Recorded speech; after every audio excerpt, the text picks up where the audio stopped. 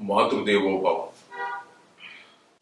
ఇప్పుడు మనము వారఫలాల్లో భాగంగా 28/1/2024 నుండి 3వ తారీఖు 2వ నెల అంటే ఫిబ్రవరి 24 వరకు తులారాశి వారికి ఏ గ్రహాలు ఏ రాశుల్లో సంచారం చేస్తున్నాయి, వాటి యొక్క ఫలితాలు ఏ విధంగా ఉంటాయి అనేటువంటిది తెలుసుకునేటువంటి ప్రయత్నం చేద్దాం.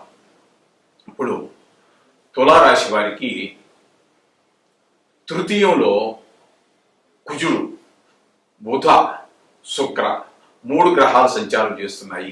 ఇందులో కుజ శుక్ర ఈ 2 గ్రహాలు మీకు అనుకూలమైనటువంటి ఫలితాలు ఇస్తాయి. కానీ బుధుడు మాత్రం తృతీయంలో అనుకున్నటువంటి శుభ ఫలితాలు ఇవ్వజాలు, ప్రతికూలమైనటువంటి ఫలితాలు ఇస్తాడు. అవి ఏంటనే తెలుసుకుందాము. అలాగే చతుర్థంలో రవి సంచారం జరుగుతోందండి, ఇది కూడా మనకి శుభ ఫలితాలు ఇవ్వదు. అలాగే పంచమంలో శని సంచారం జరుగుతోంది, శని కూడా పంచమంలో సంచారం శుభ ఫలితాలు ఇవ్వజాలదు.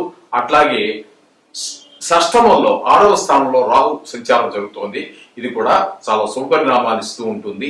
అట్లాగే సప్తమంలో గురు సంచారం జరుగుతోంది, ఈ గురు సంచారం కూడా మంచి శుభ ఫలితాలు ఇస్తుంది. ఈ పంచమంలో శని అనేటటువంటి స్వక్షేత్రంలో ఉన్నందున శుభ ఫలితాలు ఇస్తుంది. అట్లాగే ఆ స్థాన ప్రభావం కారణంగా కొంత అశుభ ఫలితాన్ని కూడా మనకి ఇచ్చేటువంటి అవకాశం లేకపోలేదు. చేత ఇప్పుడు ఇక ఏ స్థానంలో కేతు సంచారం జరుగుతుంది, అది కూడా మనకి శుభ ఫలితాన్ని ఇవ్వజాలదు. మొత్తంగా తీసుకున్నట్టయితే చంద్రుడిని పక్కన పెడితే ఇక 4 గ్రహాలు పూర్తి శుభ ఫలితాలు ఇస్తూ ఉన్నాయి. ఇక శని తీసుకున్నట్టయితే మనకి 50% పైన మనకి శుభ ఫలితాలు ఇచ్చే అవకాశం ఉన్నది. ఇక బుధ, రవి, కేతు ఈ 3 గ్రహాలు కొంత శని పూర్తిగాను, శనిశ్వరుడు ఒక కొంత భాగం మాత్రం అశుభ ఫలితాలు ఇచ్చేటటువంటి అవకాశం జరుగుతూ ఉన్నది. అందుచేత ఇప్పుడు అలా అని చెప్పి కంగారు అంత సంతోషపడాల్సిన అవసరం ఏమి లేదని చెప్పుకున్నాం కదా, ప్రతిసారి చెప్పుకున్నట్టుగానే ఇప్పుడు ఈ తృతీయంలో కుజుడు ఉండటం ద్వారా మనకి కుజుడికి సంబంధించినటువంటి అనేక విషయాల్లో మనకి ఒక మాట తీరులో కానీ, ఒక గాయాలు తగలకుండా ఉండటంలో కానీ, మన మాట నెగ్గటంలో కానీ, అంటే నలుగురు కూర్చున్నప్పుడు మన మాటకి ప్రథమ తాంబూలం రావటం కానీ, ఇట్లాంటి ఒక నాయకత్వ లక్షణాలన్నీ బయటపడటం కానీ, ఇవన్నీ కూడా మనకి కుజుడు ద్వారా సంక్రమిస్తూ ఉన్నాయి. ఇకపోతే 3లో శుక్రుడు, తృతీయంలో శుక్రుడు ఉండటం కూడా మనకి చాలా శుభ పరిణామాలు చూపిస్తూ ఉంటాడు. ఆయన మన భోగాలని చక్కగా అనుభవిస్తాము, మనం ఊహించిన దానికంటే కూడా చాలా ఎక్కువగా ఎంజాయ్ చేయగలుగుతాము. సంగీతం కానివ్వండి, సాహిత్యం కానివ్వండి, ఈ లలిత కళలు కానివ్వండి, మనం మిగతా ఏ సుఖాన్ని తీసుకున్నప్పటికీ కూడా మనం చాలా చక్కటి సుఖాలను అనిపించే అవకాశం మనకి శుక్రుడు కనిపిస్తున్నారు. ఇకపోతే బుధుడు మాత్రం కొంచెం మనకి సరి అయినట్టు అవకాశం, అదే మనం సుఫలితాలు కలిగే అవకాశం ఆయనకి కలగేయట్లేదు. ఆయన కొంచెం ప్రతికూలమైనటువంటి తృతీయ స్థానం కాబట్టి బుధుడు కొంచెం ఆయన మనకి వ్యతిరేక ఫలితాలు ఇచ్చేటువంటి అవకాశం ఉన్నది. బుద్ధి సరిగా పనిచేయకపోవటం, అంటే పొద్దున ఆలోచించింది సాయంత్రం ఆలోచించకపోవటం. అట్లాగే ఆయన కారకత్వాల్లో తీసుకున్నట్లయితే వ్యాపారం కానీ, వృత్తిలో కానీ, ఉద్యోగంలో కానీ ఎక్కడైనా సరే కొంచెం ఆ మాటలో కొంచెం తేడా రావటము, మన మాట వాళ్ళు అఫెండ్ అవ్వటము, వాళ్ళ పాటకి మనము అఫెండ్ అవ్వటము, ఇట్లాంటివన్నీ జరిగే అవకాశాలు కొంతవరకు మనకు బుధుడి వల్ల కలుగుతూ ఉంటాయి. మన పిల్లలు కానీ మనం కానీ ఇంకా ఏదైనా చదువుతూ ఉన్నట్టయితే, డిస్టెన్స్ కావచ్చు, లేకపోతే పిల్లలు అయితే స్కూల్కి వెళ్తుంటారు, ఇట్లాంటి చదువులు ఏమైనా చదువుతూ ఉన్నప్పుడు కూడా మనకి ఈ వారంలో కొంచెం చదువు ముందుకు వెళ్ళేటటువంటి అవకాశం ఉండదు, జ్ఞానం సరిగా పనిచేయక. ఇక చతుర్థంలో రాహు, చతుర్థంలో రవి సంచారం జరుగుతోందండి. ఈ 4వ స్థానంలో రవి సంచారం కూడా మనకి శుభ ఫలితాలు ఇవ్వదండి. అది క్షేత్రం కూడా ఇక్కడ ఉండదు అనుకోండి. కానీ రవి సంచారం కూడా చతుర్థంలో మనకి ఆ స్థానానికి సంబంధించినటువంటివి ఆయన ఫలితాలు కానీ ఉండవు. చిన్న అనారోగ్య సమస్యలు తలెత్తే అవకాశం ఉంటుంది. అలాగే మన ఇంట్లో కుటుంబ సభ్యులందరికీ కూడా రావచ్చు. అట్లాగే మన ఇంటి విషయంలో కూడా మనం అంతగా తలదోచ చిన్న విషయాల్లోనూ మన గృహాలకు సంబంధించినటువంటి విషయాల్లో 4వ స్థానం కాబట్టి మనం తలదోర్చకుండా కొంచెం డిస్టెన్స్ వారం రోజులే కాబట్టి కొంచెం మెయింటైన్ దూరం చూసి చూడటం వదిలేయటము, కొంచెం దూరంగా జరగటం అనేటువంటిదే కొంచెం దీనికి సరి అయినటువంటి మార్గంగా కనిపిస్తూ ఉన్నది. ఇక పంచమంలో కనుక మనం శని యొక్క సంచారం కనుక తీసుకున్నట్టయితే అది ఎక్కడ కూడా మనకి శని స్వక్షేత్రం చేత 3/3 భాగం మనకు మంచి ఫలితాలు ఉన్నప్పటికీ పంచమ స్థాన ప్రభావం కూడా కొంత ఉంటుంది. అంచేత అది చాలా తక్కువ కానీ మిగతా విషయాలన్నీ కూడా చాలా చక్కగా ఆయుర్దాయ విషయంలో కానీ మనసు ఉత్సాహంగా ఉండటంలో కానీ పూర్వపుణ్య ఫలితంగా ఉండటం కానీ మరొకటి కానీ ఏదేమైనప్పటికీ ఈ మనకి ఇక్కడ 5వ స్థానంలో శని ఒక రకంగా 300 ప్రభావం మనకి మంచి చేస్తాడు. ఒక వంతు స్థాన ప్రభావంగా మనకి కొన్ని దుష్పరిణామాలు చిన్నవి పెద్ద భయంకరమైన ఏం కాదు అటువంటి ఫలితాలు ఇచ్చే అవకాశం ఆయన ద్వారా ఉన్నది. అలాగే షష్టమంలో రాహు యొక్క ఆయన పూర్తి సహకారాలన్నీ మనకి అందిస్తూ ఉంటారు. ఆయన ఏ విషయంలో అయినా సరే, ఆరోగ్య విషయంలో కానీ, రుణం రాబట్టడం, ఇచ్చిన డబ్బులు రావడంలో కానీ, లేదా మనం ఎవరన్నా పడుకుంటే వాళ్ళు మనకు రుణం ఇవ్వడం కానీ, అలాగే గాయాలు అవ్వకుండా కానీ, అప్పులు అవ్వకుండా ఇట్లాంటి చాలా విషయాల్లో మనకి రాహు పరిపూర్ణమైన సహకారాన్ని అందిస్తూ ఉంటారు.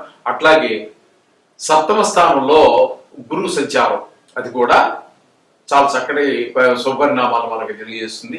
ధనాదాయం బాగుంటుంది. వృత్తి వ్యాపారాల్లో మిగతా చోట్ల కూడా మనకి కొంచెం మన వాటికి విలువ ఉండటము, అట్లాగే మన మాట నెగ్గటము, ధనం మనం అనుకున్న దానికంటే ₹1 ఎక్కువ రావటము, ఇట్లాంటి వ్యవహారాలన్నీ. అలాగే మన భార్య పిల్లల విషయంలో, మన కుటుంబానికి సంబంధించినటువంటి విషయాల్లో, సంసారానికి సంబంధించిన విషయాల్లో గురువు యొక్క మన కృప మన మీద పరిపూర్ణంగా ఉంటుంది. భార్య పిల్లలు అందరూ కూడా మనం చెప్పినట్టుగా చక్కగా నడుచుకునే అవకాశం ఉన్నది. మొత్తం మీద ఈ తులారాశి వారికి మిగతా రాశుల వారి కంటే ఎక్కువ శుభ ఫలితాలు వచ్చేటటువంటి అవకాశం ఎక్కువగా ఉన్నదండి. ఎందుకంటే 4 పూర్తి శుభ ఫలితాలు ఇస్తున్నాయి. శనేశ్వరుడు కూడా చాలా వరకు శుభ ఫలితాలు ఇస్తున్నాడు. మిగతా 3 గ్రహాలు మాత్రం కొంచెము తక్కువ శుభ ఫలితాలు తక్కువ, అదే ప్రతికూల ఫలితాలు ఎక్కువగా ఉన్నాయి. కాబట్టి ఇక్కడ గంతేయాల్సిన పని మామూలుగా మనం చెప్పుకుంటున్నట్టుగానే ఈ మన నవగ్రహ ఆరాధన చేసుకోండి. నిత్యం మీరు చేసుకునే దేవుళ్ళు ఎవరైతే ఉన్నారో వాళ్ళందరినీ పూజ చేసుకోండి. దేన్ని కూడా మీరు భూతద్దంలో చూడద్దండి. అద్భుతాలు అయితే జరగవండి. పూర్తి జాతకంతో పాటు దీన్ని మేళవించుకోవాలి. చేసుకుని అప్పుడు మాత్రం చూసుకుంటే అప్పుడు మనకి ఏవి అద్భుతాలు జరుగుతాయో తెలుస్తాయి. అంతవరకు మాత్రం అద్భుతాలు ఏవో జరుగుతాయని ఆశించక్కర్లేదండి. ఇది నా పరిజ్ఞానం సహకరించిన మేరకు మీకు తెలియజేస్తున్నాను.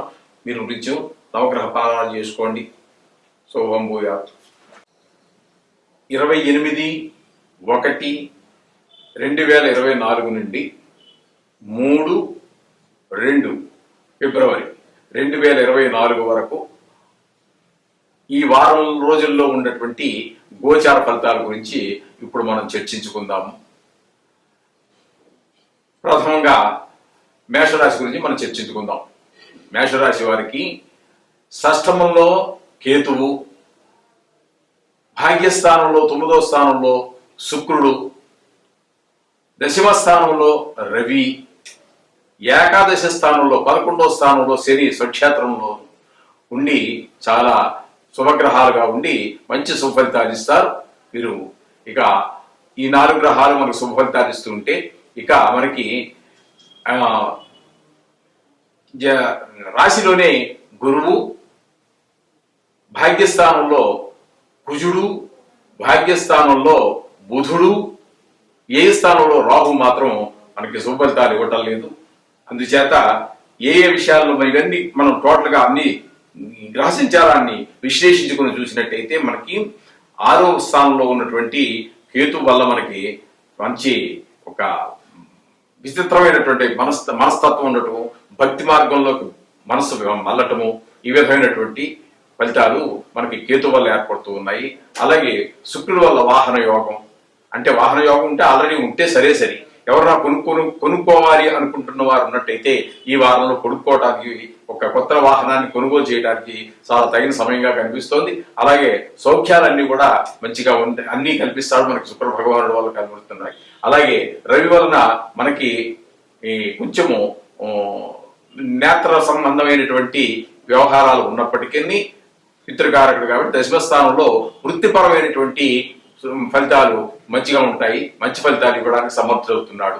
అలాగే ఏకాదశ స్థానంలో స్వక్షేత్రంలో ఉన్నటువంటి శని భగవానుడి వల్ల మనకి మంచి ఫలితాలు ఏర్పడుతున్నాయి. ప్రతి విషయంలోనూ ఒక చదువు విషయంలో, పిల్లల చదువు విషయం కావచ్చు, ఇంట్లో భార్య మనం మాట వినడం విషయంలో కావచ్చు, మన గృహంలో కావచ్చు, ఒక ప్రశాంతమైనటువంటి జీవనాన్ని మనకి అన్ని విషయాల్లోనూ కూడా, మనకి వ్యాపార విషయంలో కానీ అన్ని విషయాల్లోనూ కూడా లాభస్థానంలో ఉన్నాడు కాబట్టి అన్ని విషయాల్లోనూ కూడా మనకు లాభాన్ని చేకూర్చడానికి స్వస్థానంలో ఉన్నటువంటి వాడు, పైగా ఏకాదశి స్థానంలో ఉండటం కారణంగా మనకి శని భగవానుడు చాలా అత్యంత అనుకూలమైనటువంటి ఫలితాలు ఇవ్వడానికి సమర్థుడవుతున్నాడు. ఇకపోతే ఇక అశుభ గ్రహాల యొక్క విద్య గురించి చూసినట్టయితే, జన్మంలో గురువు ఉండటం వల్ల విద్యా విషయంలోను, కొంచెం ధన విషయంలోను వెనకబడేటటువంటి పిల్లల చదువు విషయంలోను మనకు కొంచెం వెనకబడేటటువంటి అవకాశం ఉంటుంది. అలాగే ధన విషయంలో సంపాదన కొంచెము తగ్గేటటువంటిది కానీ, లేకపోతే ఉన్నటువంటి డబ్బు ఎక్కువ ఖర్చు అవడానికి కానీ అవకాశం ఉంటుంది. రావాల్సినటువంటి డబ్బు చేరికంగా అందకపోవటం, ఇట్లాంటి పరిస్థితులన్నీ గురువు వల్ల మనకి వస్తూ ఉంటాయి. ఇకపోతే తొమ్మిదిలోనే ఉన్నటువంటి ఈ కుజగ్రహం వలన మనకి కొంచెము అననుకూలమైనటువంటి ఫలితాలు ఏర్పడుతూ ఉంటాయి. కొంచెం కోపం ఎక్కువ రావటము, ఇట్లాంటివన్నీ ఏర్పడుతూ ఉంటాయి. ఇక బుధుని వలన మనకి వ్యాపారం కొంచెము వెనకబడటం వల్ల కొంచెము ప్రతి వారం జరిగినంతగా ఈ వారం వ్యాపారం జరగకపోవచ్చు. వ్యాపారం జరిగినప్పటికీ కూడా లాభాలు అంతగా ఎక్కువ రాకపోవచ్చు. ₹1 తక్కువ కంటే వ్యాపారం నడువుకి ఏం చేస్తామంటే లాభంలోనే ₹1 తగ్గించుకుని వ్యాపారం చేస్తూ ఉంటారు. ఆ విధంగా కొంత రాబడి తగ్గేటటువంటి వ్యాపారం ద్వారా తగ్గేటటువంటి వ్యాపారంలో కొంచెం ₹1 తగ్గేటటువంటి అవకాశాలే మెండుగా కనబడుతూ ఉన్నాయి.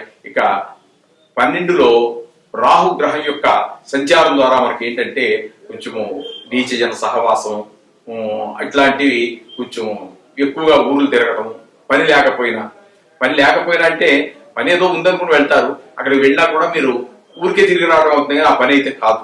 ఈ విధమైనటువంటి కొన్ని వృధా సంచారం అన్నమాట.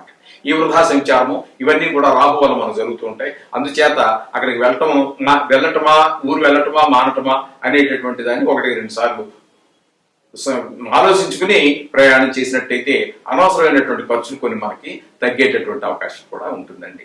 ఈ విధంగా ఈ వారం యొక్క మనకి ఫలితాలు, శుభాశుభ ఫలితాలు అన్నిటి వేరీ చేసుకుని ఆచితూచి మనకి ఏ గ్రహాలు అనుకూలిస్తున్నాయి, ఏ గ్రహాలు అనుకూలించినందుకు మనం చెప్పిన దాన్ని బట్టి మీరు ఆలోచించుకుని ఒక అడుగు ముందుకు వేసుకుంటూ వెళ్ళండి. అలాగే రోజు మనం ప్రతిసారి చెప్పుకుంటున్నట్టుగానే ఈ యొక్క నవగ్రహాల యొక్క స్తోత్రం మాత్రం రోజు చదువుకోండి. వీళ్ళని బట్టి గుడికి వెళ్ళండి. ఈ విధంగా చేసుకున్నట్టయితే చిన్న చిన్న దోషాలు అవి కూడా పోతూ ఉంటాయి. బాగున్నటువంటి గ్రహాలు, అనుకూలమైనటువంటి గ్రహాలు మరింత సుఫలితాలు ఇస్తూ ఉంటాయి. అందుచేత ఈ విధంగా చేసుకుని ఈ వారం రోజుల యొక్క ప్రయాణం, గమనం అంతా కూడా శుభప్రదంగా జరగాలి అని కోరుతూ శుభం భూయాత్.